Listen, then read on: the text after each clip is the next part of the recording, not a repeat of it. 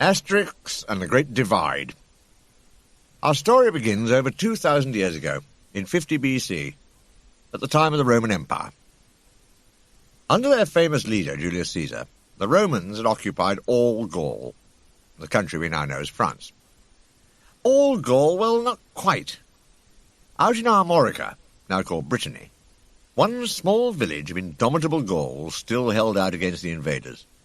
And life wasn't easy for the Roman legionaries, who garrisoned the fortified camps of Tatorum, Aquarium, Laudanum, and Compendium. They were supposed to be conquering the village, and so far they hadn't done very well. There were several reasons for this, mostly to do with the villagers. One of these villagers was Asterix, a shrewd, cunning little warrior, who was always ready to go off on perilous missions, taking his great friend Obelix along. Obelix was about 3 times Asterix's size, and nothing like as bright. However, his muscles made him good at his job of carving and delivering menhirs. Menhirs were huge standing stones. You can still see them in France today. No one knows what they were for, but they were very popular in ancient Gaulish times. Obelix's favourite activities were carving menhirs, thumping Romans, and eating his favourite food, wild boar. Getafix, the village druid, was good at his job too. It involved brewing magic potions. His speciality was a potion which gave you superhuman strength for a limited period of time. After that, the effects wore off. But while they lasted, the Gauls could easily thump any number of Romans into the middle of next week. Obelix had fallen into the magic potion when he was a baby. It had a permanent effect on him. So much to his annoyance, he almost never got another dose. Getafix kept the recipe for the magic potion a secret. All he would say was it contained mistletoe and lobster. The lobster was optional, but it improved the flavour. It has to be admitted that Codfix, the village bard, was not particularly good at his job of singing songs and playing the lyre. Still, every village needed a bard, and in this village, Codfix was it. And as long as he didn't sing, everyone liked him. Finally, there was vital statistics. His job description was village chief. This meant making grand speeches and being carried about on a shield. He was respected by his men and feared by his enemies. Vital statistics had only one fear. Like everyone else in ancient Gaul, he was afraid the sky might fall on his head tomorrow. But he cheered himself up by remembering that tomorrow never comes. As far as Julius Caesar knew, Asterix's village was unique. However, there were other Gaulish villages which could have been like it, if they hadn't been too busy with troubles of their own. For instance, the people of a little village somewhere else in Gaul had dug a wide, deep ditch right down the middle, dividing it in two, and no one could get across. The ditch had been dug after the last election for the post of village chief, as a result of which the village ended up with 2 rival leaders. Cleverdix was chief of the left half of the village, and claimed that whatever people on the right said, he had been unanimously elected. Majestix was chief of the right half of the village, and claimed that by divine right he was monarch of, well, at least half of what he surveyed. It was a difficult situation. There had to be 2 separate village gateways. Most of the men in the village supported their respective chiefs on the left or the right, and blew rude raspberries at each other if they happened to meet. Most of the women thought it was very inconvenient that the main village well happened to stand in the middle of the wide, deep ditch, and there was no way they could get down to it with their buckets to draw water. One villager, called Schizophrenics, didn't know which side he was on. When the ditch was dug, it had passed right through his house, cutting it in half. So Schizophrenic tried to stay neutral. But that wasn't easy either, because when he went from one half of his house to the other, he kept falling into the ditch and bruising himself. Among the villagers, however, there were 2 young people who wanted to solve the problem. They were Histrionix, Chief Cleverdix's handsome blonde son, and Melodrama, Chief Majestix's beautiful blonde daughter. Histrionix and Melodrama could see how silly it was for people to hate each other just because they happened to live on the left or the right of the ditch, and they thought it was time to make their fathers see sense. "Look here, father," said Histrionix one day, striding into the hut where Chief Cleverdix was sitting.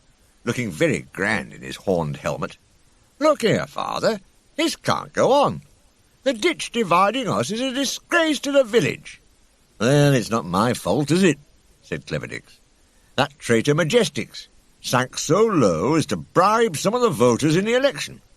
He and his henchman, the unspeakable Codfix, had the nerve to canvass villagers who were only babes in arms, offering lollipops in return for their votes. Maybe it's not your fault, father, but can you suggest any way to put things right?" said Histrionix. "Yes, my boy, I can," announced Chief Cleverdix. "I've decided to make a speech to the villagers opposite. That'll bridge the gap. They'll soon see how wrong they were to ditch me."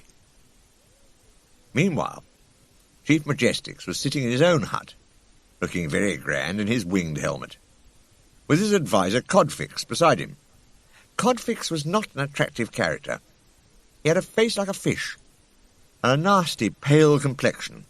He wore a scaly-looking tunic, and his manner was definitely slimy. He had his fishy eye on the lovely Melodrama, and was determined to marry her, even though she hated the sight of him. Melodrama was in the hut too, talking to Majestix.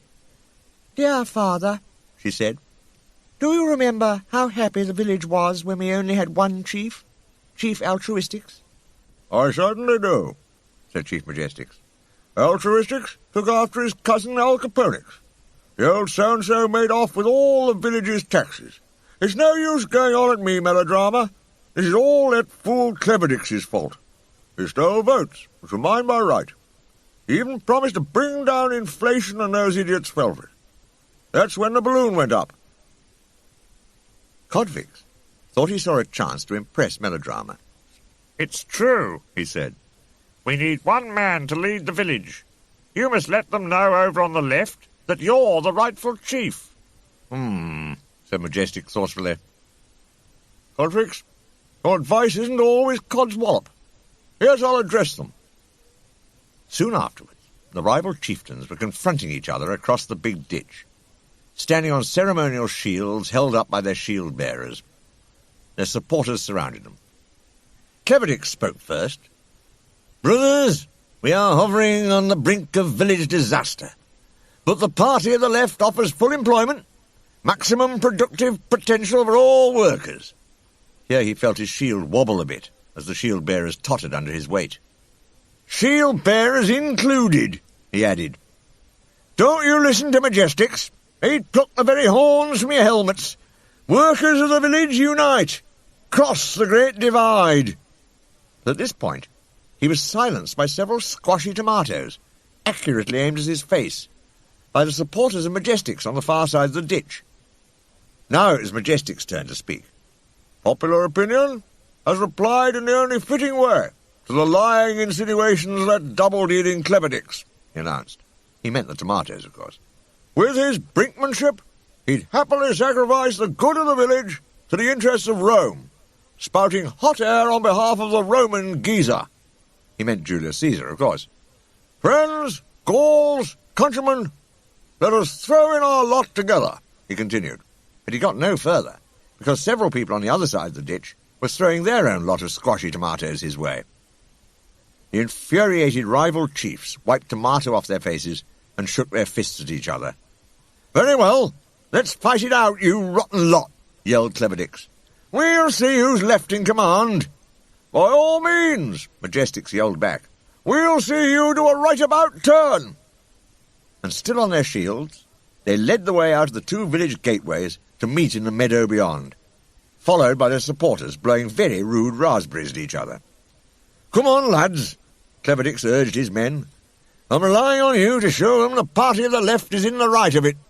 "Come on, men," Majestix urged his followers. "Let them see the party of the right isn't going to be left at the post." The chiefs and their shield-bearers stayed put, while everyone else charged into the middle of the meadow. The parties of the left and the right met with a mighty crash and started thumping each other as fast as they could go. A little while later, bumped and bruised, they drew apart again, applauded by their watching leaders. "Well done, lads!" Cleverdix congratulated his men. We set 'em right, all right. Let's go home now. Well done, men, Majestix congratulated his followers. You left 'em standing on the left. Let's go home now. And they all went home, through the 2 separate village gateways, sporting a most impressive set of black eyes, and blowing ruder raspberries than ever. By way of contrast, out in Armorica, peace was reigning in Asterix's village. Obelix wasn't sure he liked it. He and Asterix had been hunting in the forest, and although they got 3 huge wild boars, they hadn't met a single Roman. "If peace is reigning," he said gloomily, "it means the Romans are sulking, Asterix." "No, it just means they've learnt a bit of sense," said Asterix. But next moment, the 2 friends forgot all about Romans for the time being. A startling sight met their eyes. Chief Vital Statistics was going round the village on his shield, as usual, but not carried by his shield-bearers. His shield was mounted on a little cart on wheels, and the shield-bearers were pulling it along by ropes. "What on earth are you doing on that contraption, Chief Vital Statistics?" asked Asterix. I'm going shopping for my wife Impedimenta," said the sheep. "She wants some fish." "But what's the cart for?" Asterix inquired. "Oh, the cart," said the chief proudly. That's a new idea of mine." He pointed to his shield-bearers, one tall, the other short. "It means these clumsy great oafs can't let me down any more when the fancy takes them. Right, you two?" he told the shield-bearers, who were glowering resentfully. "Whatever you do now, I stand firm on my trusty shield, so off we go, shopping." The shield-bearers looked at each other. They started off. They started off so suddenly that the cart plunged forward and Vital Statistics toppled off backwards. He landed heavily on the ground, and the 2 shield-bearers marched away. "He can't shop us for that or get new shield-bearers," said the tall shield-bearer. "No, because we shield-bearers operate a closed shop," agreed the short shield-bearer. For Vital Statistics, the worst of it was that Impedimenta had seen his downfall. She appeared in the doorway of their hut. "Downcast again, Piggy-Wiggy," she said sweetly, using her husband's pet name. "Thought yourself clever, did you? Pigs might fly." In a furious temper, the chief picked up his shopping basket and marched off to the fish stall on foot. Unhygienix the fishmonger had been watching too. "So you're still the fall guy, Chief?" he chuckled. "Shut up and serve me," snarled Vital Statistics. "And fast. You could cut the atmosphere around here with a knife." Unhygienix stopped smiling. He took this as an insult to his wares, which were rather niffy as usual. "And just what do you mean by that?" he growled, glaring at the chief. "I mean you get a thump up the hooter if you don't hurry up, that's what," the chief growled back. Not far away, fully automatics, the village blacksmith, was standing at his anvil giving his young apprentice a lesson in forging metal. "Now, laddie, the thing is, to strike while the iron is hot," he began. He was then struck in the face by a flying fish. Not a live flying fish, a very dead one. He could hear the sound of a full-scale punch-up between Unhygienix and Vital Statistics, in the direction from which it had come. Seizing the fish by its decrepit tail, the blacksmith marched off to join in. The next flying fish came the way of Geriatrix, the oldest inhabitant. Whirling it round his head, he limped away at top speed to join the fray. "Don't go too far, Geriatrix, sweetie pie," his beautiful young wife called after him. "Dinner's nearly ready." "Just taking some exercise to work up an appetite," Geriatrix called back. Asterix and Obelix were getting their boars ready to roast. "These Gauls are crazy," said Obelix, shaking his head at the sound of all the biffing and banging in the distance. Next moment he too was struck by a fish. It occurred to him that a fish fight might be the next best thing to thumping Romans. "Listen, Asterix, I can't keep a fish which doesn't belong to me, can I?" he suggested. "I'll just return it to the owner while you get dinner." And he did. But after a while, cries of "dinner's ready" from every hut interrupted the fish fight. The villagers dropped their weapons and went home, leaving the ground littered with decaying seafood. Getafix the druid murmured tolerantly, "Well, it helps them relax." He picked up a particularly smelly specimen of Unhygienix's stock Still, these fish are almost past it, even for relaxation. Change and decay, and all around I see, he mused. Meanwhile, in the other Gaulish village, the beautiful Melodrama was trying to reason with her father once again. "And just what good did that punch-up do?" she inquired. "Absolutely none. It only widened the rift in our village." "You don't understand the first thing about politics and the art of warfare, my girl," said Majestix loftily. "Go to your room and leave me and Codfix alone. Hear that?" he said, turning to his adviser Codfix. "Contradicting her father. I don't know what girls are coming to these days. She'll be joining Classical Women's Lib next, speaking to them off the cuff." "You mean ad-lib," said Codfix, laughing a lot at his own joke. "All the same, you must admit our little confrontation with Cleverdix today got us nowhere." "I know," agreed Majestix gloomily. "I just can't see what to do next." Said Codfix, pacing up and down and rubbing his hands as he worked up to his big idea. "Well, oh chief, I'd like to make you an offer. Give me Melodrama's hand in marriage, and I'll come up with the answer to all your problems." "Oh, yes?" said Majestix. "And what might that be?" "The Roman army," Codfix announced. Majestix was so surprised that his helmet jumped several inches off his head, entirely under its own steam. "The Roman army?" he gasped. "Don't you think that's going a bit far, Codfix? And anyway, what could possibly persuade them to come to my aid over our spot of local trouble?" "I could," said Codfix mysteriously.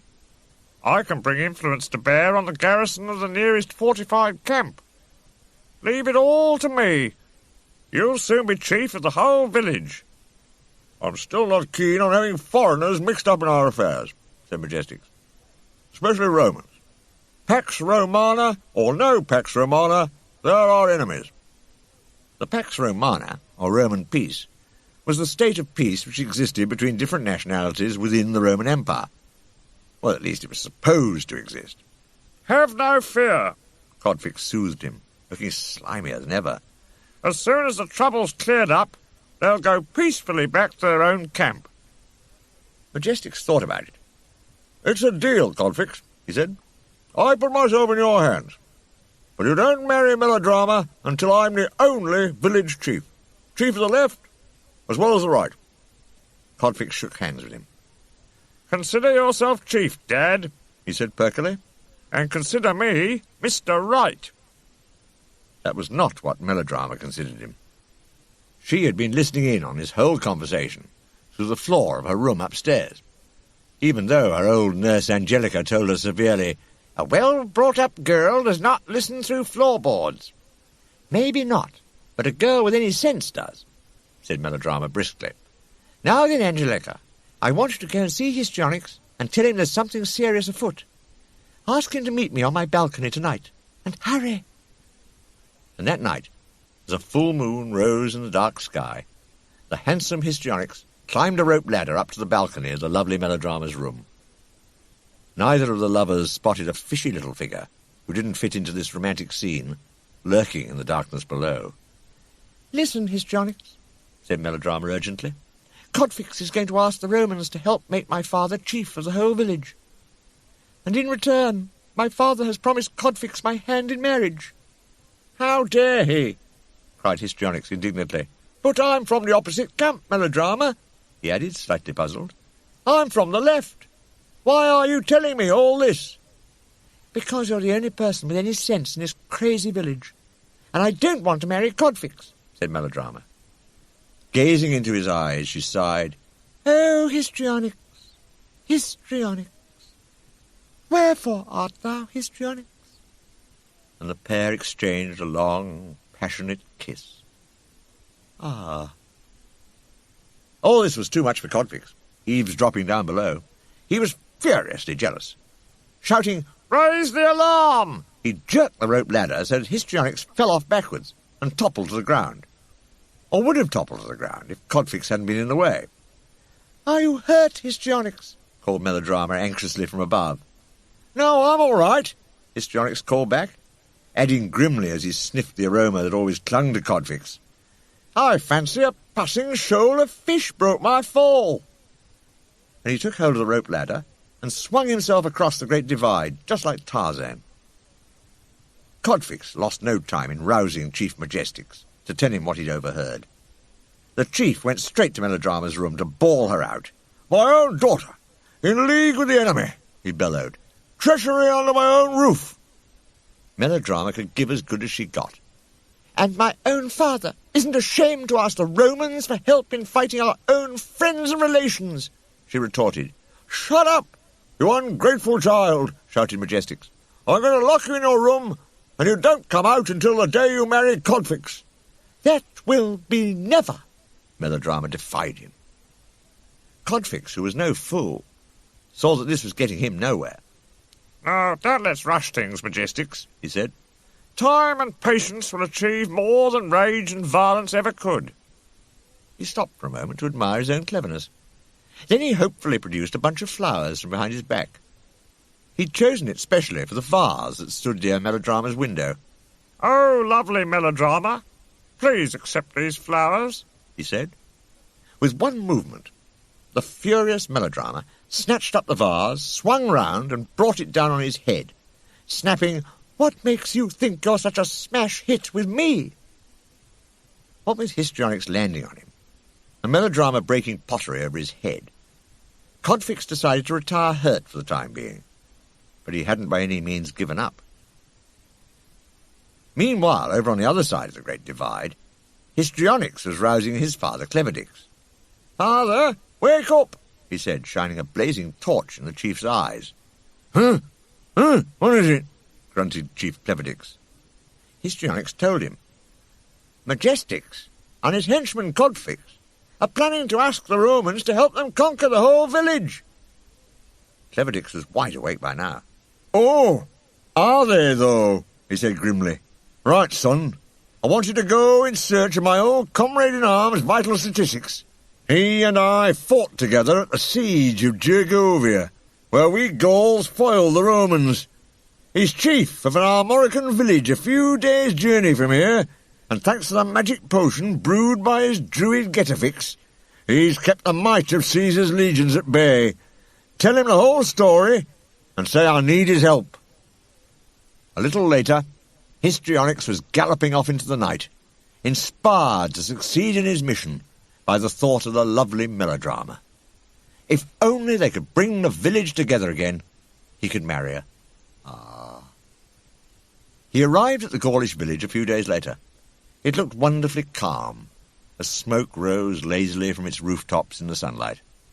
"How I envy the people of this village, living in such peace and harmony," thought Histrionix. Next moment something very niffy came flying through the village gates and hit him in the face. Yet another fish fight was in progress. Wiping fish scales out of his eyes, Histrionix stared in amazement at the chaotic goings-on.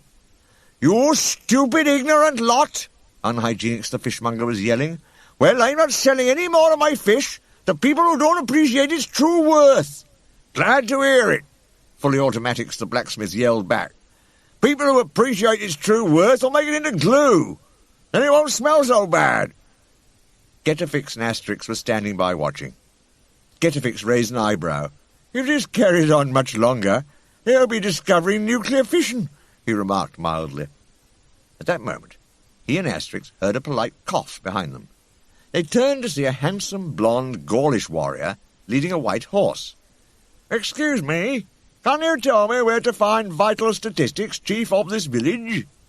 asked Histrionix. "Vital Statistics? He's on his way," said Asterix, pointing. The chief was indeed on his way to try and stop the fighting. He'd given up the cart idea and was being carried by his two shield-bearers as usual. "Stop!" he yelled as they approached the scene of battle. "Stop, and that's an order!" Nobody heard him except the shield-bearers, who stopped dead. Vital Statistics' helmet shot off his head, and the chief himself shot forward off the shield and landed on the ground, muttering furiously to himself. "I'm going to crack up! This is it!" he yelled dementedly. "I'm cracking up!" But of course he had too much sense of responsibility for that, especially when he heard that a visitor wanted to see him. Vital Statistics picked himself up, dusted himself down, put his helmet on again, and was soon back in his hut with the druid, Asterix, Obelix, and Obelix's little dog, Dogmatix. Listening to the tale Histrionix had to tell him. And that, Chief Vital Statistics, is the sad story of our village, Histrionix concluded. Only your druid Getafix's magic potion and the wisdom of your experienced warriors can save us. Yes, said Vital Statistics thoughtfully, remembering the fish fight. I don't know about the wisdom of my experienced warriors, I'm sure. Still, since the Romans look like getting mixed up in our affairs, I don't see why I shouldn't lend my old friend Cleverdix a hand. Thank you, said Histrionix gratefully. And I'd like to thank you on my own behalf, too. Unless we find a peaceful solution, my beloved Melodrama and I can never be united. To everyone's surprise, Obelix burst into noisy sobs. What's the matter, Obelix? Asterix asked in alarm. I get so upset by love stories with unhappy endings, wailed Obelix. Little Dogmatix barked sarcastically. But this story's only just beginning, protested Asterix. And if Chief Vital Statistics will let us, we're going to help Histrionix solve his problems. Obelix cheered up. Oh, yes, let's, he said. Goody, goody. Getafix thought for a moment. You know, I believe I can come along too, he said. The Romans round here are keeping very quiet just now. Vital Statistics can spare me, can't you, old chief? And I might be able to help Histrionix's people bridge the great divide.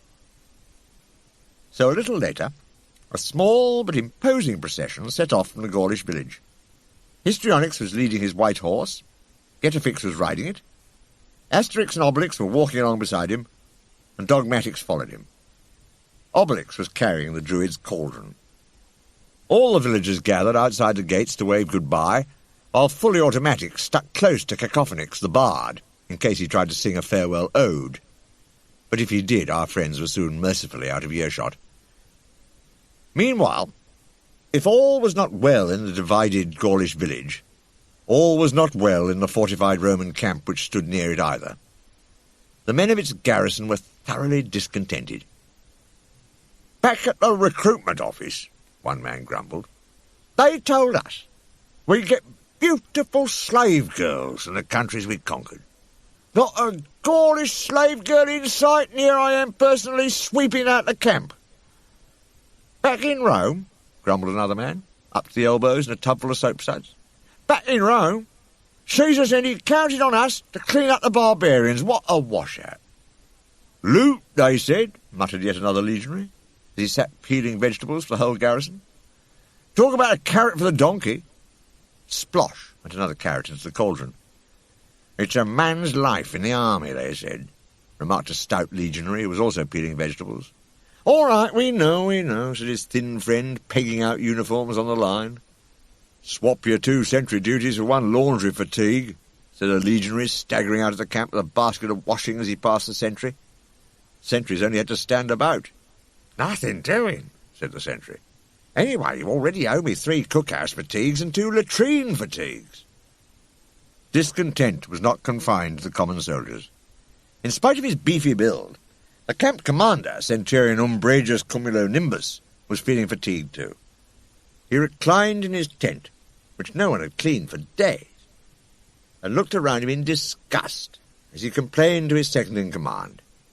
Decurion infectious virus, this tent is a pigsty. What's more, the cooking in the camp is going from bad to worse. I know, agreed the Decurion. The cookhouse is revolting, Centurion Cumulonimbus. In fact, everyone is. There's a mood of general unrest. The men want slaves to do the dirty work. But Caesar said we weren't to take slaves during the Roman peace. I wish I'd bought my own slave girl from home, said the Centurion wistfully, tossing his dirty plate over his shoulder. Nice little Roman piece she is. Suddenly, an unfamiliar voice addressed the 2 officers from the entrance to the tent. Centurion, announced the slimy Codfix, I have the answer to all your problems. Who let you into this camp, Gaul? Snapped the Centurion. The man on the gate. He was perfectly happy to do it when I offered him a slave in exchange, said Codfix. Who are you, and how dare you corrupt my legionaries? Bellowed Cumulonimbus. I've come on behalf of Majestix, rightful chief of the right side of our village, said Codfix. I'm his alter ego, and his right hand. And this is my left foot, snarled the Centurion. Get out of here, or it'll alter your ego. Codfix ignored this. Chief Majestix wants you to help him put down a rebellion led by Cleverdix, he went on. It's none of my business, said the Centurion. Go on, get out, or you'll be singing a different tune. Your own funeral dirge out of hymns ancient. As our story takes place in ancient times, hymns modern had not yet, of course, been written. Codfix was not so easily routed. Hold on a moment, Centurion, he said, wagging a bony finger. If you help my chief, Cleverdix and his men will be conquered, and you can make them your slaves. Slaves, do you hear? Your legionaries are very keen on the idea of slaves. So what about Caesar's orders then, Gaul? Said the Centurion. Oh, never mind them, Roman, said Codfix. I mean, how's Caesar to know? No need to tell him, is there? Just think, half the villagers fighting for you, and the other half your slaves. It's all a load of cod, said the Centurion firmly. I've got other fish to fry. Get moving before I put you on fatigues yourself. Codfix shrugged his scaly shoulders and got moving, past a crowd of legionaries marching about with placards. It was a demo. Putting his head out of his tent to see Codfix off the premises, the Centurion couldn't help noticing the wording on the placards. Legionaries lib, they said. Restore our differentials. Give us slaves, they said. No more chores, they said. Scrub those scrubbing brushes, they said. Uttering a faint moan, the Centurion slumped on his couch again. Even his second-in-command, Decurion Infectious Virus, was no help. The situation's getting worse, Cumulonimbus, he said. You know, that Gaul's idea had its points. Think how pleased Caesar would be with you for quelling a potential mutiny. It's you, Varus, muttered the Centurion. It seems I'm under pressure from everyone. All right, go after the Gaul and tell him I agree to his suggestion. The Decurion, hurrying after Codfix, found him being held by the sentry on duty at the gate. Halt, said the sentry, with a greedy gleam in his eye. If you want to leave the camp, you'll have to promise me another slave. Wait a moment, Gaul, called Decurion Infectious Virus, catching up. Go and tell your chief that we'll let him have the help he wants. Just give us time to explain it to all our legionaries. Some of them are none too bright. Ho, ho, ho, chuckled Codfix, as he went off rubbing his hands with wicked glee. Ho, ho, ho, my villainy knows no bounds. And I'm not through yet, because when I've married the lovely Melodrama, I plan to depose that fool Majestix and become village chief myself. It's a funny thing, muttered the sentry to himself, sniffing the air after Codfix had passed by. It's a funny thing, but I could have sworn I smelt something fishy. Not long afterwards, Histrionix was approaching his village with his new friends. From the top of a rocky plateau they looked down on a tranquil rural scene. Goodness me, said Asterix, rather surprised. Your village looks more peaceful than ours. It does, agreed Getafix. I don't want to cry stinking fish, he said, trying to be loyal to his friends at home. And the air certainly seems clearer here. Don't you believe it, said Histrionix darkly. There's a slumbering volcano beneath those thatched roofs. A volcano which could erupt into violence at any time. And he led his friends down from the hill and through the gateway to the left side of the village. Asterix and the others began to see what he meant, when a Gaul strolling out of the right-hand gateway blew a very loud raspberry at them, entirely unprovoked. Soon the newcomers were having the situation explained to them all over again by Chief Cleverdix. I knew I could count on my old friend Vital Statistics. Your magic potion will stop that oaf Majestic in his tracks, Druid. Now, wait a moment, Cleverdix, said Getafix, raising his hand in warning. Let's get one thing clear right away.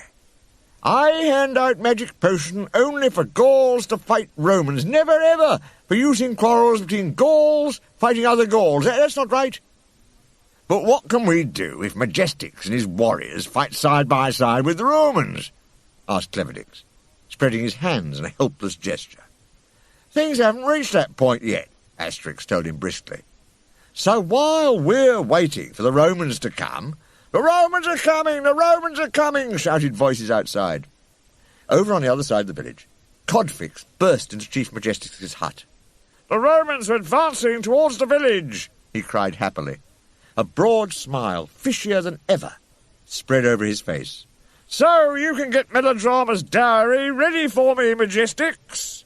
"Right. Call all our warriors together," said Chief Majestix. "We'll go out and welcome the Romans, and tell our men to leave their weapons at home. We must show that we come in good faith."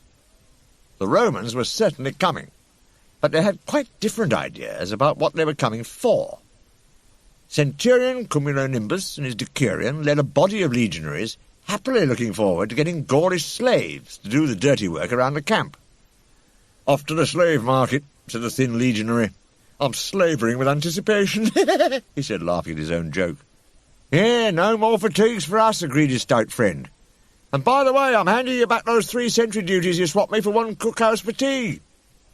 By the fence separating the 2 village gateways, Asterix, Obelix and Getafix were watching the Romans advance. "Shall we get 'em, Asterix?" said Obelix hopefully. "Wait a moment, Obelix. Not yet," said Asterix. "Let's see what happens next." "See those Romans, Druid?" said Chief Cleverdix. "We really do need your magic potion." Getafix had to admit that using the potion to fight these Romans would definitely be legitimate. "But I'm afraid it's too late to make any now," he said. Chief Majestix and his men walked out of the village with dignity and unarmed to meet their Roman allies. Bareheaded, carrying his helmet, Majestix addressed the centurion. "Welcome, O Roman," he said, starting on one of his long speeches. "Our gratitude for your valuable assistance knows no bounds, and be assured that—" "Cut the cackle," snapped Centurion Umbrageous Cumulonimbus. "Where are the slaves?" "Slaves?" said Chief Majestix, taken aback. "Slaves? What do you mean, slaves?" "The slaves your fish-faced friend promised in the small print of your contract, of course," said the centurion. "The Gauls from the other half of your village." It took a moment for this to sink in. When Majestix understood what it meant, he was outraged and clapped his helmet straight back on his head. "Gauls never, never, never will be slaves," he shouted furiously. "I'm going to be chief of everyone in this village without exception, and definitely without slaves. Sir!"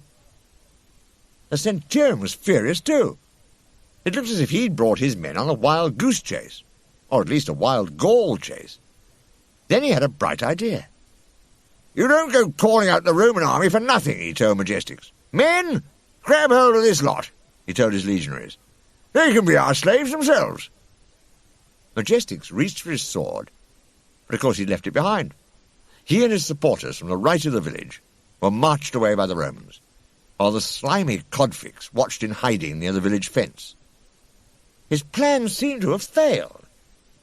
He hadn't realized that Majestix would never go along with the idea of selling other villagers into slavery. "Help," he muttered. "That fool Majestix has ruined everything." His opinion of Majestix's behaviour wasn't shared by the other onlookers. Chief Cleverdix and his son Histrionix were impressed. "You know, father," said Histrionix, "Majestix really did act in a manner worthy of a chief."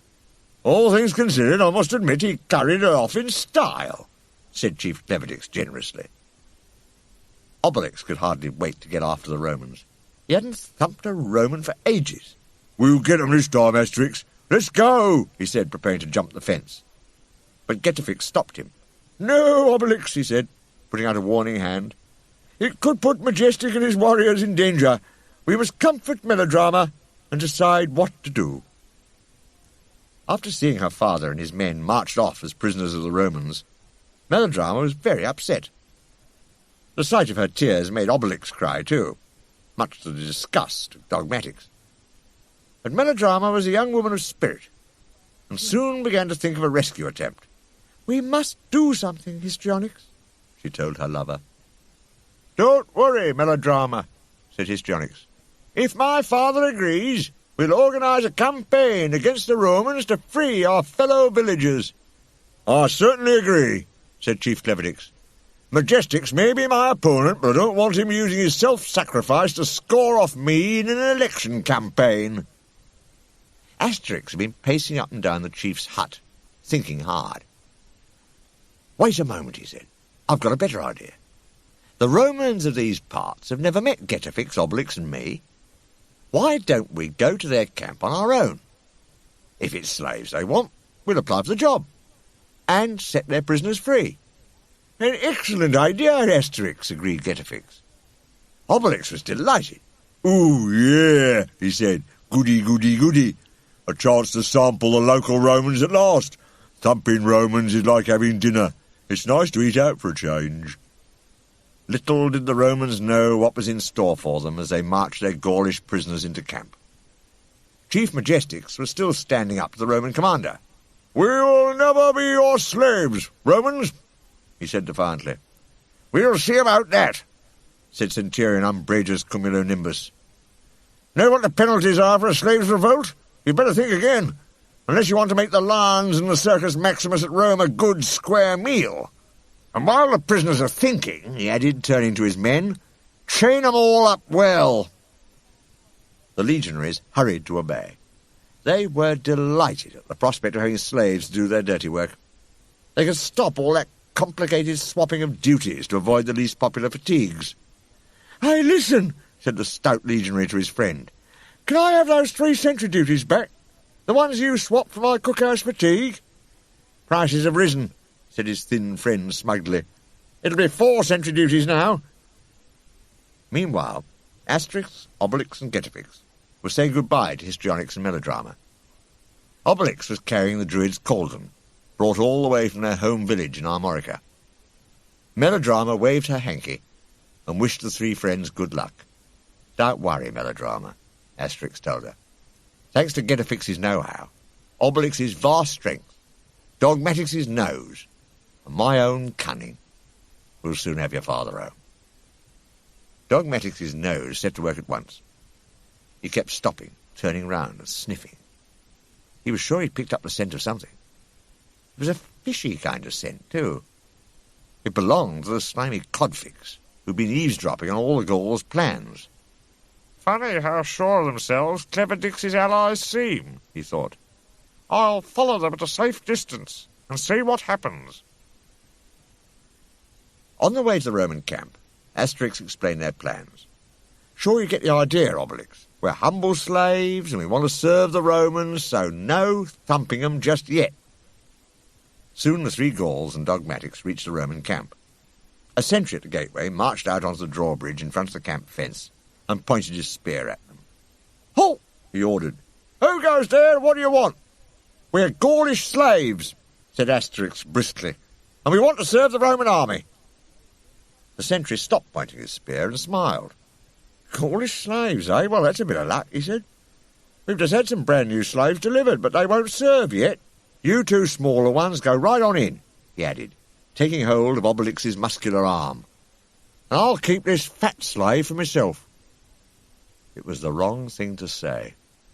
Next moment, Obelix's muscular arm had tossed the sentry several yards into the air. There was a mighty crash as he came back to earth and lay stunned.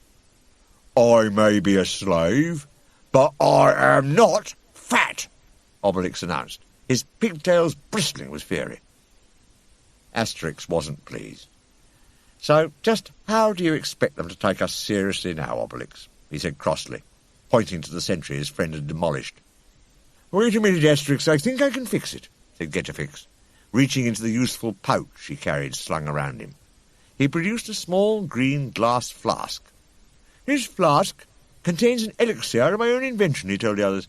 "A few drops will instantly restore this Roman to full health and strength, and he won't even remember what happened to him." With these words, the Druid took the stopper out of the flask and trickled a little of the elixir into the stunned Roman's mouth. Sure enough, as it went down, the man was immediately revived. He leapt to his feet, stood to attention, and obviously felt as good as new, if not better. He pointed his spear at the three Gauls. "Halt!" he ordered. "Who goes there, and what do you want?" Just as the Druid had said. He'd even forgotten seeing the three friends before. "We're Gaulish slaves," repeated Asterix, "and we want to serve the Roman army." "Here we go again," muttered Obelix to himself. Codfix, who had followed the Gauls all the way to the camp, peered out of the bushes where he was hiding. He was fascinated. Amazing, he thought. Those Gauls are amazing. I wonder what trick they're planning to play on the Romans. The sentry stopped pointing his spear and smiled. "Gaulish slaves, eh? Well, that's a bit of luck," he said. "We've just had some brand new slaves delivered, but they won't serve yet.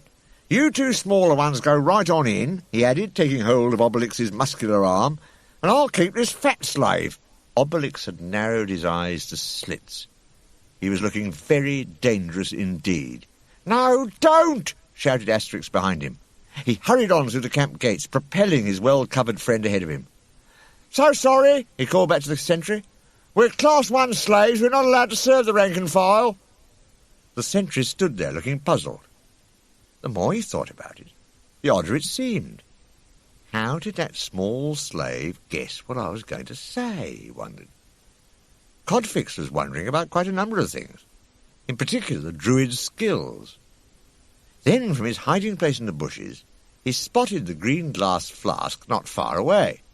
The Druid left his flask behind, he thought. I must get hold of it. It could come in very useful.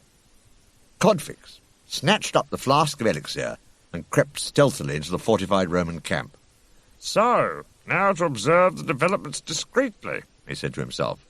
I find these Gauls more and more intriguing. In Centurion Umbrageus Cumulonimbus's tent, his second-in-command was reporting.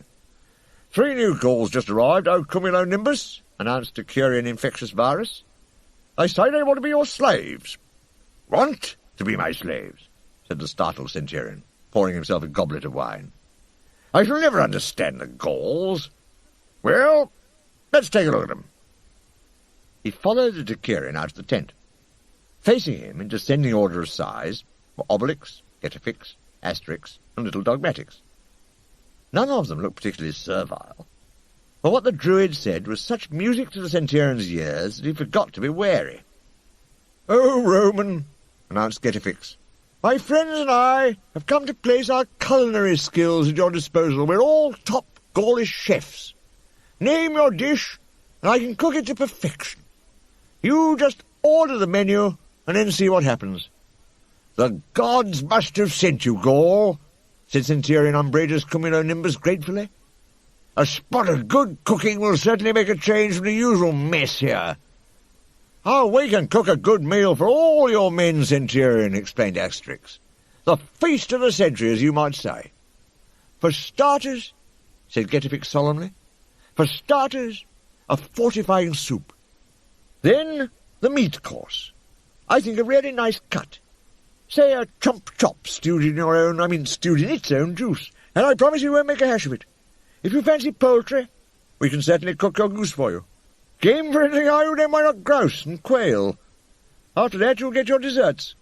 A fool, well beaten, perhaps some instant whip, and a few raspberries, all washed down with the Gaulish beer we call wallop. It packs quite a punch," he chuckled. The Centurion thought this menu sounded delicious. "That'll do fine," he said happily. "Get on with it, then. I can hardly wait." Asterix and Getafix winked at each other. "We shan't take long," the Druid said. Obelix had been listening to the menu, puzzled. He thought there was something missing. "Look here, Getafix. Why don't we add a few nice roast boars?" he suggested. "Oh, Obelix," sighed Getafix. "Oh, dear. It would take too long to explain. Why not go and chop us some kindling for the fire?" Obelix went off to do as he was told, feeling rather miffed. "Well, I only thought he'd gone and forgotten the boars," he muttered, as he went in search of a wood-pile. The sound of a Roman soldier chopping wood with an axe guided him to the right spot. Picking up a log, he sat down on the ground, raised his mighty right arm, and began chopping it into small sticks for kindling with the edge of his right hand. The Roman soldier with the axe looked at him in astonishment. "Amazing," he marvelled. "I've never seen anyone chop wood with his bare hands before." "Oh, that's nothing," Obelix told him casually. "I could cut down a whole tree that way. Only my little dog's rather fond of trees, so he wouldn't like it."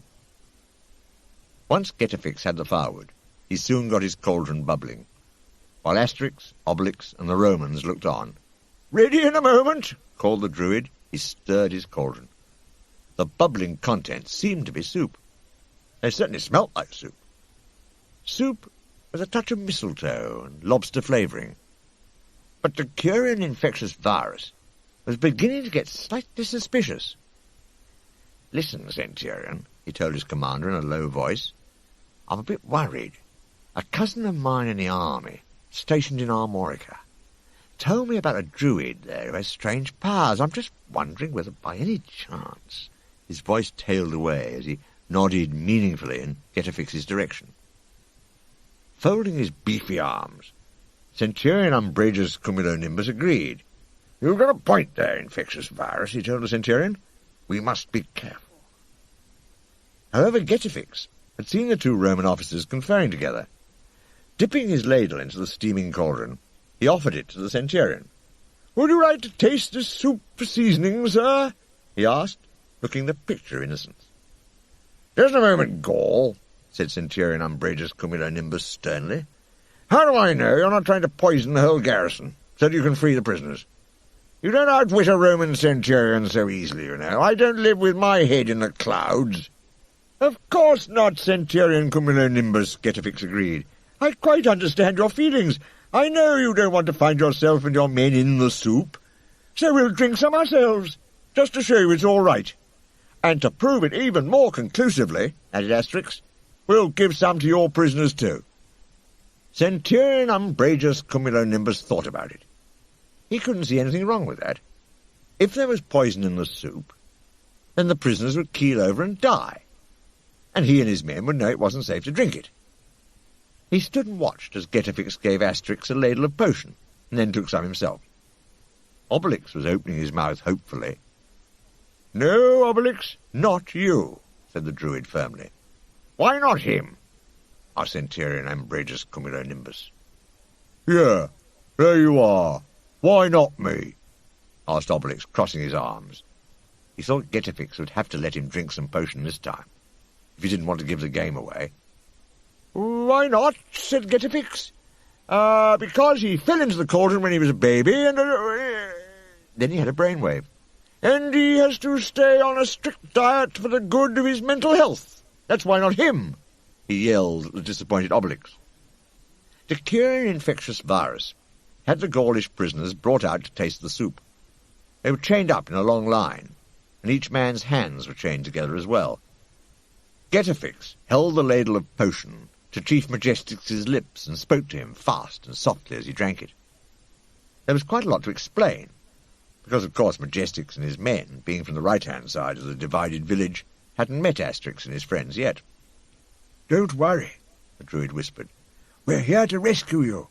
This potion you're drinking will give you the strength you need. Watch for our signal, and then you have nothing to lose but your chains. Pass the message on to all your men." Luckily, Chief Majestix was quick on the uptake. Digesting all his information along with the potion, he nodded and let the next Gaul in line come up. Soon all the Gaulish prisoners had drunk their potion, and the cauldron was empty. There was none left for the Romans, who thought it was just lobster and mistletoe soup. "There," said Getafix. "You see, Centurion, there was no need for you to worry. And since there isn't any soup left," said Asterix, "let's go straight on to the next item on the menu, the meat course, which is the chop," he finished, and swinging his arm up, taking a mighty swipe at the Centurion and knocking him sky high. Light dawned on Obelix. At last he got the point of all those terrible jokes Getafix had made earlier. "The menu," he shouted happily. "We'll cook their goose for them all right. We'll leave them stewing in their own juice. Grouse and quail, I see it all now." "So do we," shouted Chief Majestix, flexing his wrists and snapping the chains that bound them. "Come on, men," he yelled. and all his followers, well tanked up with magic potion, copied him. Soon a punch-up good enough to satisfy even Obelix was going on in the middle of the fortified Roman camp. Majestix and his men were really enjoying thumping Romans, sending them up in the air and then watching them come down again with a mighty thud. "That potion of yours has a really uplifting effect," said Chief Majestix appreciatively as he sent another Roman flying. "Yes, it usually makes people rise to the occasion," agreed the Druid, flicking a legionary skywards. Obelix was having a wonderful time, particularly now he got the hang of the joke. "Try a bit of knuckle in the bread basket for a change," he suggested, punching a couple of Roman jaws. "Enjoying your picnic al fresco?" Asterix asked kindly as he knocked several men off their feet with a single sweeping movement of his arm. Even Dogmatix was joining in. He'd got his teeth into the bright red underpants to cure an infectious virus war under his military tunic, and had no intention of letting go. Our old acquaintance, the slimy Codfix, who had a real gift for lurking in hiding, was watching it all through a crack between two boards in the camp's perimeter fence. "I get the picture," he muttered to himself. "Al fresco, eh? No need for any big fresco to show that the Romans can't stomach that Druid's recipes." The Romans heartily agreed with him. A heap of fallen men lay battered and bruised in the middle of the camp, complaining to each other. Meanwhile, Chief Majestix was gratefully shaking hands with the Druid. "I don't know who you are, but thanks very much," he said warmly. "You arrived in the nick of time." "Don't mention it," said the modest Druid. "I'm Getafix, from Armorica, and my friends here are Asterix and Obelix. Oh, and we mustn't forget Dogmatix." He pointed to the little dog, who was sitting there proudly with his trophy in his mouth, a large red rag torn from the Decurions' underpants. Asterix told the Gauls on the right-hand side of the village what had happened.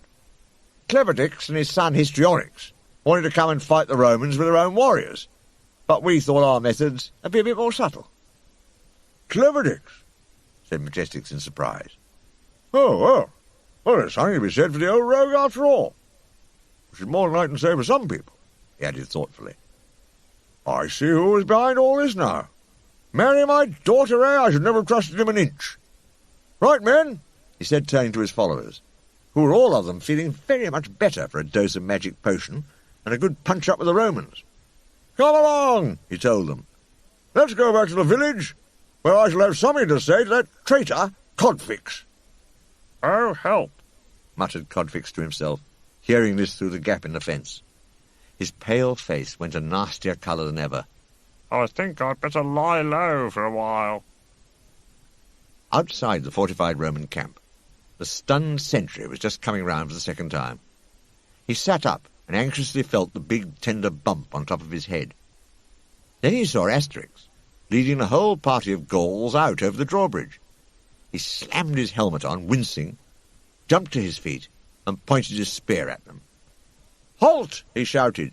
"Slaves are not allowed to leave the camp." "That's all right," Asterix explained. "We're not slaves any more. We're free Gauls again, so you can let us pass." The sentry didn't believe a word of this. "Huh!" he snorted. "As liars go, you're a fat lot of good." Yet again, it was the wrong thing to say. Obelix, who was carrying the empty cauldron over his left arm, pushed his way past his friend. "Leave this to me, Asterix," he said grimly as he brought his muscular right arm up. "Good I may be," he added, as he sent the sentry flying once more, "but I am not fat. Just nicely covered, that's all," he concluded, as he strolled over the drawbridge following Asterix. "Well, you're certainly very thin-skinned," his friend agreed. All the Gauls streamed out of the Roman camp, following our friends back to the divided village. Only now did Asterix have time to think of the risk they'd taken. "Oh, Druid, wasn't it a bit dangerous to give the Romans a chance to drink our magic potion too?" he asked. "It was a risk we had to take," Getafix said. "I had every confidence in the Romans' lack of confidence in us, Asterix." Soon they reached the two gateways of the divided village. Melodrama and all the women and children of the right-hand half came running happily out to meet Majestix and his men, while Codfix, Histrionix, and her own followers from the left-hand half waited tactfully in the background. "Melodrama, my dear child!" exclaimed Majestix, embracing his daughter. "Oh, Father, I'm so glad to see you safe and sound," said Melodrama. "It was all because of that dreadful Codfix." "I know," said Majestix. "And where's the two-timing so-and-so now?" "He went missing at the same time as you left," said the old nurse Angelica. "Huh! He'll be looking pretty green around the gills when I find him," said Chief Majestix grimly. "You know, Getafix," said Asterix, looking a little concerned, "I don't know that we've seen the last of the slimy Codfix. I have a feeling he may still be fishing in these troubled waters." "You may be right," the Druid agreed. "We certainly don't want him turning the scales." Meanwhile, the two chiefs had met. Codfix had to admit that Majestix had behaved well in refusing to let the villagers on the left be taken as slaves. And Majestix had to admit that Codfix had behaved well in wanting to come to the rescue of him and his villagers from the right. So they were really quite pleased to see each other. But of course it wouldn't do to show it. "Our own quarrel isn't settled yet, you know, you rotten old fraud," said Codfix, glaring at Majestix. "It certainly isn't. And this time it'll be a fair fight, you rotten old opportunist," said Majestix, glaring back at Codfix. "Yes, well, no time for that now," said Asterix, coming between them. "You'd better barricade yourselves inside the village in case the Romans decide to come back. And I'll brew up some magic potion, only to be taken if the Romans do come back, of course," said Getafix. So far, however, the Romans had not recovered from their little setback. While they were still lying around the camp stunned, the slimy Codfix had got another plan going. He quietly slithered into the centurion's tent, carrying the green glass flask he'd picked up outside the camp. "Now that the whole Gaulish village is against me, I'll have to make use of the Romans to satisfy my thirst for vengeance," he said, with an evil grin. He found a goblet of wine standing ready poured. "And when the centurion comes to satisfy his thirst, a few drops of the Druid's elixir slipped into this wine will be helpful," he murmured, tipping some in. Eventually, Centurion Umbrageous Cumulonimbus came round, with a nasty black eye. When he remembered what had happened, he decided the best thing would be to draw a veil over the whole thing, and pretend it never happened. "Sound the assembly!" he bellowed, getting painfully to his feet. And when his battered men were drawn shakily up in line, he addressed them. "Right. We shall now forget this unfortunate episode and clear up the mess. I want the garrison all spruced up and looking like a Cana Carnis. Dismiss!" "What's a Cana Carnis?" asked the stout legionary. "Dog's dinner," said the thin legionary. "It's dog Latin, you idiot. You'll be forgetting your own language next." Forgetting was definitely a good idea. Staggering into his tent, the centurion saw the goblet of wine. This will help me forget all my troubles," he thought, reaching for it. A moment later, his black eye had returned to its normal colour. His bumps and bruises were gone. Even his tattered cloak and tunic were miraculously mended. And he'd forgotten everything that had just happened, because that was one of the effects of the Druid's elixir, as you will remember, not having drunk any of it yourselves. "By Jupiter!" exclaimed Centurion Umbrageous Cumulonimbus. "I'm feeling on top of the world." At this point, the slimy Codfix cautiously entered the tent.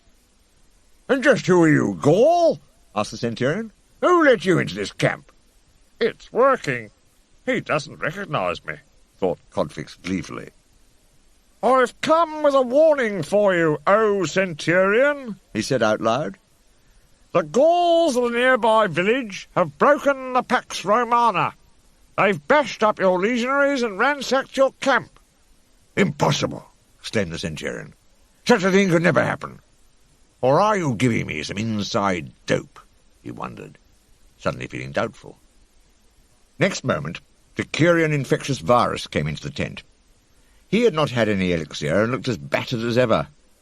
"Oh, Cumulonimbus, the men don't want to clear up the mess," he said faintly. "They're all reporting sick.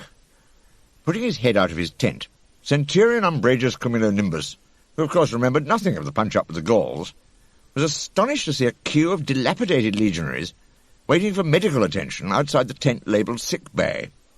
He was furious. "Sound the assembly!" he yelled for the second time, only of course he didn't remember the first. "I want this garrison placed on a war footing!" And as the garrison trumpeter blew a rousing fanfare, he paced up and down his tent, muttering, "Those Gauls will find out what it means to break the Pax Romana." Da-da-da-da-da-da-da, went the fanfare. Da-da-da-da, it finished, on quite a different note. Looking out of his tent again, the centurion saw that someone had twisted the trumpet round the trumpeter's neck, and the men were demonstrating again, marching round the camp with placards. This time it was a peace demo. "Requiescamus in pace. Let us rest in peace," said the placards. "Fight war, not Gauls," they said. It was no sight for the eyes of an officer in the Roman army. "I know how to straighten all this out," said Codfix, sidling up to Centurion Umbrageous Cumulonimbus. "Send for an amphora of wine, Centurion. You won't regret it." And when the amphora arrived, an amphora was a big jar, he tipped the entire contents of the green glass flask into it. Then he called at the top of his voice, "Extra grog ration coming up!" Of course this announcement brought everyone running. "Don't push! Take it easy!" said Codfix, pouring wine laced with elixir into all the men's mess tins. "There's enough for everyone!" As soon as they'd drunk the elixir, the men felt much, much better. "By Jupiter, I'm feeling great, not at all groggy," said the stout legionary. The only trouble was, they'd forgotten so much. "This is a rum do," agreed his friend, the thin legionary. "And by the way, who might you be?" However, a little amnesia seemed a small price to pay for their miraculous cure. Soon the garrison was marching on the Gaulish village, accompanied by Codfix. "I shall have no idea who you are, Gaul," the centurion told him, "but you won't find me ungrateful for services rendered." "We can talk about that later, once you've done for the village and all its inhabitants," said Codfix. "But watch out! There's a visiting druid there, and he has a potion which makes anyone who drinks it invincible." Somehow or other, this made to cure an infectious virus slightly suspicious. "Listen, Centurion," he told his commander in a low voice. "A cousin of mine in the army, stationed in Armorica, told me about a druid there who has strange powers. I'm just wondering whether by any chance..." Centurion Umbrageous Cumulonimbus agreed. "You've got a point there, infectious virus," he told the Decurion. "We must be careful." Meanwhile, in the Gaulish village, Getafix had finished brewing a new batch of potion, watched by his friends and the rival chieftains. "It's ready," he announced. "We better put it safe on neutral ground somewhere while we wait to see if the Romans are coming back." "Schizophrenic's house is neutral ground," said Majestix. "It's bang in the middle of the village." "Yes, let's put it there," agreed Cleverdix. "That idiot Schizophrenics has never been able to decide which side he's on." They took the potion to Schizophrenics' house, or rather to the part of the big ditch which divided the two halves of the house. Schizophrenics himself looked on. His head had been bumped so many times as he fell into the ditch that it was permanently bandaged. "Schizophrenics," said Asterix, "did you never think of putting floorboards down over the gap?" "Oh, that floored him," said Cleverdix. "Tell you what, let's do it for him now." And villagers on both sides hammered a set of floorboards into place between the two halves of the house. Then Obelix put the cauldron on the floorboards, so that it was still on neutral ground. "I'll keep watch over the cauldron tonight, to make doubly sure it's safe," Asterix offered. "Then you'd better have this extra gourd of magic potion, Asterix," said Getafix, handing him one. "There's plenty in the cauldron, but you never know. You might need a booster dose in a hurry." The druid was right to be wary, for as night fell, the Romans under Centurion Umbrageous Cumulonimbus were not far from the village, awaiting their moment. "I don't trust that druid and his secret weapons," the slimy Codfix told the centurion. "I think I'd better go scouting on ahead. Whatever you do, don't move till I get back," he said, moving off through the shadows. "Right, but hurry up," said Centurion Cumulonimbus. "I can't wait to get my revenge on those Gauls." As Codfix silently approached the village, he was pleased to see that there was only one man on guard outside. And it's that fool Congenital Idiotics, he said to himself. The gods of the underworld are on my side. I'll soon deal with him. He came out of cover and walked towards Congenital Idiotics, who shouted, "Halt! Who goes there?" It's me, Codfix, said Codfix. I might have known from the smell, said Congenital Idiotics. What do you want? I want to ask Chief Majestics to forgive me, said Codfix, sounding very humble. Well, you can come in, said Congenital Idiotics. But if I were you, I'd steer clear of the Majestics. Why are you mounting guard like this? What are you afraid of? asked Codfix. We're afraid the Romans may come back, said Congenital Idiotics. But luckily, Getafix the Druid has made us some of his magic potion. It's safe in Schizophrenics' hut. This was just what Codfix wanted to know. He gave a nasty chuckle as he hurried on into the village. On the new floorboards over the ditch which divided Schizophrenics' house, Asterix was enjoying the beauty of the night sky. "I've never been able to see stars inside a hut before," he mused. And then, quite unexpectedly, he was seeing a great many more stars, as Codfix crept up behind him and felled him to the new floorboards with a blow from a wooden club. Outside the village fence, the dim but good-natured Congenital Idiotics was thinking, "I feel quite sorry for Codfix, apologising to the chief. He must be having to steel himself. Wonder if he'll get away with it." But it was the magic potion Codfix was stealing, and next moment he was getting away with it right through the fence. He'd stopped only to take a swig of magic potion himself before snatching up the cauldron. The power of the potion enabled him to smash through the fence, knocking Congenital Idiotics sprawling as he passed by. It was a moment or so before the sentry could call for help. Soon, however, his cries roused the villagers, Obelix and Getafix, who found Asterix lying unconscious on the floor of Schizophrenics' hut, and the potion gone. "Do something, Getafix," said Obelix anxiously, bending over his friend. "Give him some of that elixir you used on the Romans." "I'm sorry, my dear Obelix," said the Druid. "I'm afraid I must have left it near the Roman camp. But anyway, it'd be dangerous to give it to Asterix. If you drink my elixir, you can't take the magic potion afterwards. The mixture has some rather strange effects." Luckily, however, Asterix was all right, although as he came round he murmured, "This time I really do think that the sky has fallen on my head." "The sky's fallen on everyone's head," Getafix told him. "Codfix has stolen the cauldron of magic potion, and you can be sure he'll dose the Romans with it." Here Histrionix spoke up like a true Gaulish hero. "Magic potion or no magic potion, we can deal with the Romans." "Spoken like the true son of a chief," said his father Cleverdix approvingly. Chief Majestics merely grunted. As the sun came up, Codfix arrived back at the bushes where his Roman allies were hiding. "You certainly took your time, Gaul," said Centurion Cumulonimbus. "I thought you were planning to betray us." "Betray you?" said Codfix. "Oh, come on. Would I do a thing like that? And look what I've got here. It's the magic potion which makes anyone who drinks it invincible. Watch this." Walking over to the nearest tree, he uprooted it with his bare hands and held it aloft for several minutes before putting it down. Astonished, all the legionaries applauded. "Never mind the curtain calls," said Codfix. "It'll be curtains for us if we don't hurry up. Come on, all of you, get drinking." "Right," said the Centurion, when all the Romans had been dosed with potion. "Here we go, then. Want to join the attack?" he asked Codfix. No, said the slimy Codfix. "It would be better for me not to be seen with you. It's a matter of principle, you know." And he stayed safely in the rear, as the Centurion marched forward, followed by Decurion Infectious Virus and all their men. In the village, Getafix was just wondering whether he had time to brew some more potion. It turned out that he hadn't. The alarm was raised, and there were cries of, "The Romans are coming!" "We must go out to meet the Romans and fight them if the village is to be saved," shouted Asterix. "Come on, everyone!" And the rival chiefs with all their warriors surged out, led by Histrionix. Getafix, Obelix, and Asterix went too. Asterix took a dose of potion from the spare gourd the Druid had given him, as little Dogmatix galloped along beside them.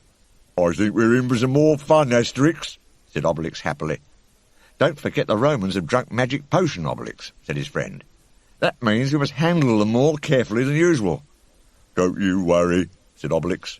"I'll handle them ever so carefully. "Come on, men!" shouted Centurion Cumulonimbus, leading his men in the charge as the opposing forces clashed on the meadow outside the village. "For Rome, home, and beauty!" His second-in-command was the first to notice something strange. "I seem to be swelling with pride," thought the Decurion, and then looking down at himself, he saw that he literally was swelling. So was the Centurion. So were all the men. They were swelling up and puffing out like balloons. They were turning into lightweight footballs in Roman uniform. Their feet left the ground, and they rose several inches into the air, unable to keep their balance. "Getafix, look," said Asterix, pointing. "Those Romans have gone all circular and airborne." "I'm not a bit surprised," said Getafix, chuckling. "I told you the elixir and the magic potion didn't mix. This is what happens if you try to take both. Obelix is right. The Romans are going to give us some fun." "That Gaul betrayed us," said the Centurion furiously as he lost his footing entirely. "He was making fun of us." "Yes, he was sending us up," agreed the Decurion, floating into the air after his commanding officer. "Well, if this is a joke, it's blown up out of all proportion," said one legionary. "I don't like such levity," agreed another. "Help! This is a whole new ball game," gasped a third as they tumbled in the air. And at this point, Asterix gave the word for the Gauls to advance. "Charge!" he yelled. The Gauls charged, right into the middle of the bouncing, weightless Romans. It didn't take any magic potion to send them flying in the air this time. In fact, it was all too easy for Obelix. "These Romans really are crazy," he said crossly. "They're not supposed to be doing tricks at the Circus Maximus now." Some of the Gauls, however, were making the helplessly balloon-shaped Romans do tricks, rolling them along the ground or through the air, or in Dogmatix's case, balancing an enormous globular legionary on his nose. At long last, Centurion Cumulonimbus felt a little weight return to his normally beefy frame. He came down to earth, bouncing less and less, and finally deflated, and found himself standing firmly on the ground again. The same thing was happening to all the other Romans. "Aha! No more globe-trotting," said the Centurion thankfully. "We're back to normal. Right, men, pick up your weapons and get to your battle stations." But something else was happening. The grass of the meadow seemed to be growing at uncanny speed. Soon it was like a jungle of vegetation around them. "Oh, Cumulonimbus, I'm an old soldier and I've been around a bit, but I've never fought in terrain quite like this," said the Decurion, peering at a gigantic daisy as high as his head. "And I'll tell you another funny thing," said the Centurion, craning to see above the grass. "We've lost sight of the enemy." "But we're still here, Roman," boomed a voice overhead. "Eek!" squealed the Centurion, staring up. He saw Asterix towering above him. It wasn't the grass that had grown taller. The Romans had grown shorter, much shorter.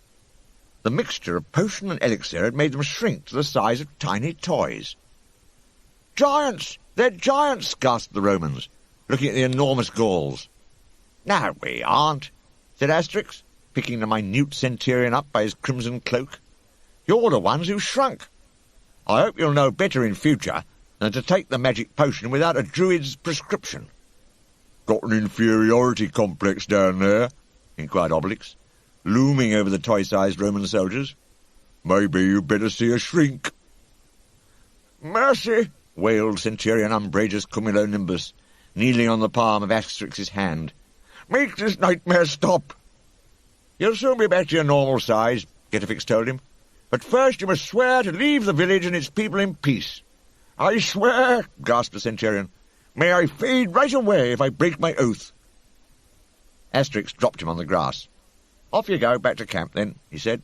"And mind we never find you in these parts again. You better hurry up, too," he added. The Centurion saw a black and white dog the size of an elephant which was growling at him. Or Dogmatix might decide he'd make a few tasty mouthfuls. And the Roman garrison raced back to camp as fast as its little legs would carry it, while all the Gauls watched, laughing heartily. "Well, my dear Obelix," said the Druid, "you started quite a train of events when you punched that sentry outside the Roman camp, and our enemies lost out." There were private matters for the Gauls of the village to deal with, too.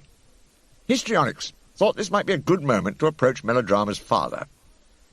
"Majestix," he said, "now that we've dealt with the Romans, there's something I want to ask you."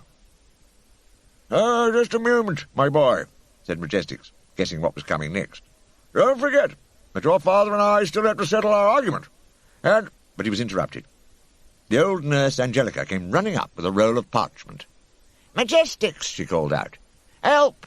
Codfix has kidnapped Melodrama, and he left this letter for you." "The double-dealing traitor!" exclaimed Majestics, unrolling the parchment. The letter said, If you want to see Melodrama again, leave £100 in gold near the menhir by the spring before sunset. and it was signed. Codfix. "You're a villain," said Majestics. "Whatever shall we do? £100? Where would I get that kind of money by sunset?" "Don't worry," declared Histrionix. "I shall leave at once in search of Codfix. And by Tutatis," he said, swearing by the chief god of the Gauls, "I will bring Melodrama back safe and sound." "And Obelix and I will go with you," Asterix volunteered. "So will Dogmatics," said Obelix. "Look, he's already picked up the scent. He's making straight for the river." Dogmatics was right about the river. At that moment Melodrama was sitting in a boat, bound and gagged, while the slimy Codfix rowed her along. He was in high good humour. Ho, ho, ho, he chuckled. Not the best time and place for a romantic row, my dear, but mull it over, and you'll find that once you're used to me, I'm the life and soul of the party. Get it, eh? Get it, do you? He said, laughing a lot at his own fishy jokes. Next moment he didn't feel like laughing any more. A huge net fell over the boat, capturing both Codfix and Melodrama, and they were hauled up on board a ship. It was a pirate ship, and the pirates it belonged to were old acquaintances of the Gauls from Armorica. In fact, it was partly with a view to avoiding Asterix and Obelix that the pirate captain had brought his ship and his crew into inland waters. "Well, me hearties," said the pirate captain, as the net was hauled up, "there'll be many a good catch to be had in this river, and here's the first. What's more, we don't run any risk of meeting those Gauls inland." "If you buy that, you buy anything," remarked his classically educated first mate. "Caveat emptor," he added in Latin, translating for the benefit of the less well-educated, "let the buyer beware." Codfix did some fast thinking. "Listen, O pirate," he said as he was released from the net. "I have a straightforward business deal to suggest. I've kidnapped Chief Majestics' daughter, and I'm asking a ransom of £50 for her. Why don't you guard her while I collect the ransom, and then we share the money, right?" Still bound and gagged, Melodrama stood proudly on the deck of the pirate ship, casting glances of utter contempt at the cowardly, greedy Codfix. The pirate captain thought about it. Why not?" he said. "It sounds fishy." His first mate warned him in a whisper. "Surely you're not going shares with that slippery customer." "You bet I'm not," the captain whispered back. "As soon as he gets back with his ransom, we'll grab it, and then demand a second ransom for the girl and her kidnapper." But Melodrama's rescuers were not far off. "Codfix will have gone downstream. That's the quickest way," said Histrionix, running along the river bank. "Here, Histrionix, take a little magic potion," said Asterix, offering him the gourd. "Codfix will still be under the influence himself." "Look," cried Obelix, pointing to the river ahead. "A ship." "Why, if it isn't our old friends the pirates," said Asterix happily. "And something tells me we'll find Melodrama with them." At this moment the pirate lookout, up in the crow's nest at the top of the mast, spotted the pursuers. "Cap'n," he shouted down, "you said there'd be a catch in this river, and here it is. The Gauls." The Gauls?" cried the horrified captain, reeling back and clutching his brow. "You have nothing to fear now, Melodrama," called Histrionix, as he and his friends leapt on board. He spotted the slimy Codfix, and contemptuously tossed him an axe lying conveniently ready to hand. "Here, Codfix, let's see if you can fight like a man." Codfix caught it, and took a swipe at Histrionix's legs. He missed. The axe went through the deck of the ship. Histrionix swept his sword at Codfix's head, but Codfix ducked, and he too missed. His sharp blade cut right through the mainmast instead. They're breaking up my ship," groaned the captain. "They'll sink her." "Yes," agreed Asterix, watching. "Histrionix has got Codfix hook, line, and sinker." As the ship sank, Codfix begged for mercy. "The effects of the magic potion have worn off," he panted. You wouldn't hit a defenceless man, would you?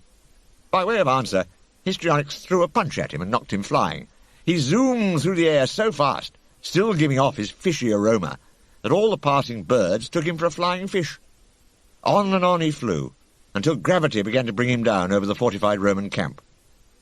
In the middle of the Roman camp, Centurion Umbrageous Cumulonimbus, restored to his usual size, was just mopping his brow, and telling Decurion Infectious Virus, "Thank Jupiter, that nightmare's over.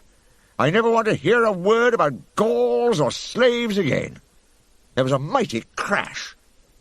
Codfix crashed through the fabric of the tent and landed at the startled Centurion's feet. "By all the gods! I take that last remark of mine back, just for you," said Cumulonimbus, recognizing Codfix and grabbing him. "I'll give you a job you won't be leaving in a hurry." Meanwhile, the pirates were resigned to their usual fate. As his crow's nest began to subside, the lookout man mused, "Sunk in salt water, sunk in fresh water. All the water I ever want again is a drop of aqua vitae."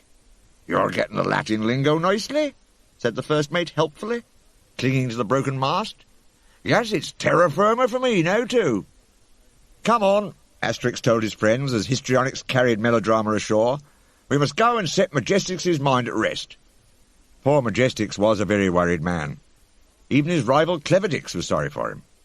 "In times of trouble it's only right to forget our differences, and I feel for you, Majestix," he said. Just then a welcome cry was heard. "They're back! They're back with Melodrama!" And soon she was in her father's arms, telling him, "Oh, father, Histrionix acted like a true chief." "Well, I'm extremely grateful to Histrionix. Well, that's going a bit far, my dear," said Majestix. "Oh, no, it isn't," said Cleverdix, back on quarrelling terms with his old rival again. "After all, Histrionix is the son of a chief." "Son of a chief, my foot!" objected Majestix. "I'm the only chief round here." But Melodrama had had quite enough of this constant quarrelling. She marched forward and came between her father and Cleverdix. "For goodness sake, stop it," she told them firmly. "If you must fight for the chieftainship, why not keep it between the two of you?" "Melodrama's right," agreed Histrionix. "Fight if you must, but leave the rest of the villagers out of it. They're fed up with your squabbles." And so it was agreed. Out on the meadow where the Gauls had fought the big bouncy Romans, and where they had then put the tiny dwarf Romans to flight, Chiefs Majestic and Cleverdix, stripped to their red and white striped underwear, faced each other in single unarmed combat. "Now, you senile old dotard, I'll show you what a real chief can do," said Cleverdix. "You dyspeptic old fogey, you're in for a shock," replied Majestix. "Wait a minute," said Asterix. "You'll need a neutral referee. I volunteer." "Right," he told them. "The rules of single combat say the fight may go on until sunrise tomorrow. The loser is the man who stays down after a count of 100. So off you go and may the best man win." Off they went, trading punch for punch. As the two chiefs were the same size and strength, it was obviously going to take a long time. A few half-hearted bets were made on the outcome of the fight, but as the evening drew on and the combat was still getting nowhere near a result, many of the audience got tired of the show. It lacked style. It lacked variety. They went home. So did Getafix. It had been a long day. "I hope you don't mind, Asterix, but I want to go to bed," he said. Obelix yawned. "So do dogmatics and I. We don't take much interest in fights when there aren't any Romans or any boars." "I'd have thought this fight was boring enough," muttered Asterix. Even he couldn't prop his eyes open all through the night as the two chiefs, still evenly matched, continued their single combat by moonlight. The sound of a rooster crowing woke Asterix. He looked round. He saw the two rival chiefs, also fast asleep, propping each other up on the grass and snoring. And the sun had risen. Asterix ran to the village to announce the good news. "Friends," he told the assembled villagers, "fate has decided the result of the single combat. No one has won, and no one has lost. But you could settle the argument by choosing Histrionix to lead you. He would be a young, strong chief for you, and Melodrama would make a wise and beautiful chief's wife." All the villagers thought this sounded a splendid solution. "Hurrah!" they cried. "Long live Histrionix! Long live Melodrama! Hurrah!" And they carried the happy couple out of the village on a ceremonial shield, cheering so noisily that they woke the rival fathers. Said Cleverdix thoughtfully, taking in this scene.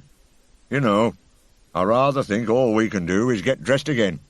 "You said it, Fatface," agreed his old enemy, Majestix. So the village was reunited at last under the rule of Histrionix. The villagers diverted part of the nearby river into the ditch they had dug, which no longer served any useful purpose. So now there was no party of the right or of the left, only a right bank and a left bank, and running water on everyone's doorstep. As for the two gateways into the village, a new and practical use was found for them. They were turned into the first one-way system known to ancient history, and instead of blowing raspberries at each other, the villagers politely raised their helmets as they passed. Poor Schizophrenics had his hut rebuilt, and even if it did have a waterway running through it, there were floorboards above. As for Majestix and Cleverdix, they happily settled down to enjoy themselves fishing side by side on the bank of the new canal. "Any idea what became of that scoundrel Codfix?" Cleverdix asked his friend. "No, but I shouldn't be surprised if he was still up to dirty work," said Majestix. He was right. Centurion Umbrageous Cumulonimbus had put Codfix to work as a slave, doing all the dirty work about the Roman camp, the cooking, the washing, the ironing, everything, and it served him right. Asterix, Obelix and Getafix stayed on for the wedding of Melodrama and Histrionix, which was celebrated with great rejoicings and a lavish feast. Then they said goodbye and set off for home. Histrionix shook hands warmly with all of them. "How can we ever thank you for all you've done?" he asked. "Don't mention it," said the Druid. "You're happy. That's all the thanks we need." Melodrama patted Dogmatix affectionately, and Obelix blushed scarlet when she kissed his cheek. He started on the way back to Armorica, feeling quite dizzy with the shock of it, and walked for 3 days without saying a single word. Asterix got quite worried, and finally asked him, "What's the matter?" At this, Obelix burst into tears. He sobbed. "I get all upset by love stories with happy endings, too." And here our story comes to a happy end.